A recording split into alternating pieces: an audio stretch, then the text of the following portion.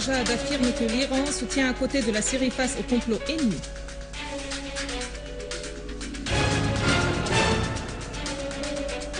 Notre armée traque les groupes terroristes à Alep et libère les enlevés à la campagne de Damas.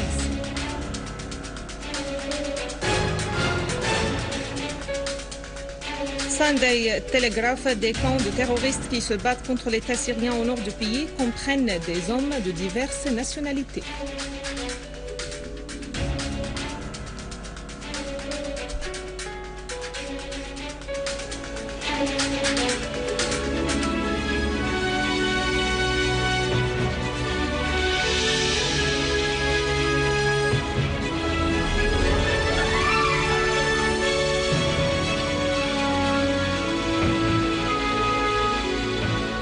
Mesdames et messieurs, bonjour. Le président iranien Mahmoud Ahmadinejad a affirmé que l'Iran est un pays frère à la Syrie et se tient à ses côtés dans l'affrontement du complot jusqu'à la victoire du droit. Lors de sa rencontre hier à Téhéran avec le vice-président du Conseil des ministres, ministre des Affaires étrangères et des expatriés Walid al-Muallem, le président iranien a exprimé sa confiance en la victoire de la Syrie grâce à la sagesse de son dirigeant Bachar al-Assad et au groupement des masses populaire derrière lui. Pour sa part, Al-Muallem a affirmé l'échec du complot auquel la Syrie est confrontée et la poursuite de la traque des gangs terroristes armés qui perpètrent des actes criminels terroristes en assassinant les civils et en agressant les édifices publics et les biens privés, et ce, avec le soutien des Occidentaux et de certains pays arabes qui ne cessent de leur fournir les fonds et les armes. Al-Muallem a rencontré aussi Saïd Jalili, secrétaire du Haut Conseil de la Sécurité nationale en Iran, et aussi Ali Larijani, président du Conseil de la Shura, avec qui il a discuté des événements en Syrie. Jalili et Larijani ont affirmé la nécessité de la poursuite des consultations et de la coordination entre les deux pays, exprimant ainsi leur conviction que la Syrie vaincra dans sa bataille livrée contre le complot qui se trame contre elle.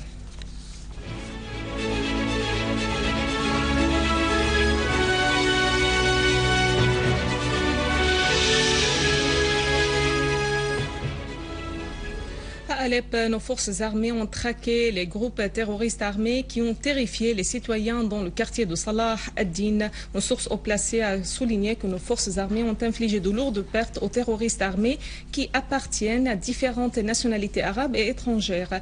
La même source a ajouté que nos forces armées ont également poursuivi des groupes terroristes dans la région de Bab el-Hadid, faisant nombre de morts et de blessés dans les rangs des terroristes, arrêtant certain nombre d'entre eux et saisissant une voiture pick-up transportant une mitrailleuse Douchka dans la région Bustan al-Zahra. Dans la localité Azurbe, les services spécialisés ont infligé de lourdes pertes à un groupe terroriste qui avait tenté de saboter plusieurs laboratoires dans cette région et terroriser leurs propriétaires. Une unité de l'armée arabe syrienne a terminé hier la purification de la zone de Sbene dans la banlieue de Damas des résidus du terrorisme. Les habitants de Sbene ont exprimé leur gratitude aux efforts de l'armée arabe syrienne qui a pu nettoyer leur localité des gangs terroristes qui ont sévi, terrifié et agressé les habitants et leurs biens. D'ailleurs, et toujours à la campagne de Damas, nos forces armées ont pu, lors de la traque des résidus du terrorisme dans la localité de Chifoni à Douma, délivrer de citoyens qui se trouvaient séquestrés dans un repère de terroristes. Ils ont de même trouvé des véhicules volés portés disparus par leurs propriétaires. Les deux personnes délivrées par l'armée sont le colonel médecin Nabil Kordarli et le policier Amr Al-Ali. À Homs, les services spécialisés et les gardes frontières ont déjoué la nuit dernière plusieurs tentatives d'infiltration des groupes terroristes armés du Liban vers la Syrie à partir des positions Adlin, Halat, Ribani et Jisr Qmar à la campagne de Talkalakh et infligé aux groupes terroristes de lourdes pertes, les forçant ainsi à regagner les territoires libanais.